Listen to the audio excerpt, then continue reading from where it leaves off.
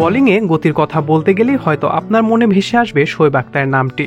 22 গজে গতির ঝড় তুলে ব্যাটারদের বুকে কম্পন ধরানো ছিল যার একমাত্র নেশা।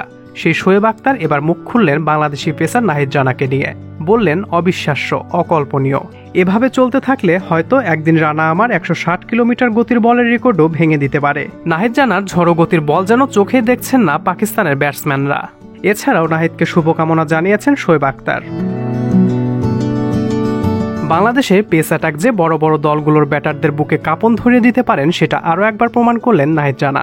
রাওয়ালপিন্ডিতে পাকিস্তানের বিপক্ষে প্রথম টেস্টের মতো দ্বিতীয় ম্যাচেও গতির ঝড় তোলেন পেসার নাহিদ রানা।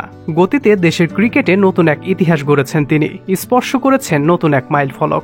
পাকিস্তানের বিপক্ষে দ্বিতীয় টেস্টে দ্রুত গতির বল করে নতুন রেকর্ড গড়েছেন টাইগার পেসার। প্রতি ঘন্টায় 152 কিলোমিটার গতিতে বল করেছেন তিনি, যা বাংলাদেশের ক্রিকেট ইতিহাসে সর্বোচ্চ। এর আগে 150-এর কোটা ছুঁতে পারেননি কোনো বাংলাদেশি বোলার। সর্বোচ্চ 149.5 কিলোমিটার গতিতে বল করার রেকর্ড করেছিলেন পেসার রুবেল হোসেন। তবে রাওয়ালপিন্ডি টেস্টের চতুর্থ দিনে এই রেকর্ড গড়েন নাহিদ রানা। এদিন বল হাতে 4 উইকেট শিকার করেছেন তিনি। শান মাসুদ, বাবর আজম, সাউথ শাকিল এবং আবরার আহমেদের উইকেট তুলে নেন নাহিদ রানা। দ্রুত গতিতে বোলিং করা এই পেসার দিনে দিনে পরিচিত হয়ে উঠছেন চাঁপাইনবাবগঞ্জ এক্সপ্রেস নামে। 21 বছর বয়সী পেসারের ক্যারিয়ারে এটি তৃতীয় টেস্ট।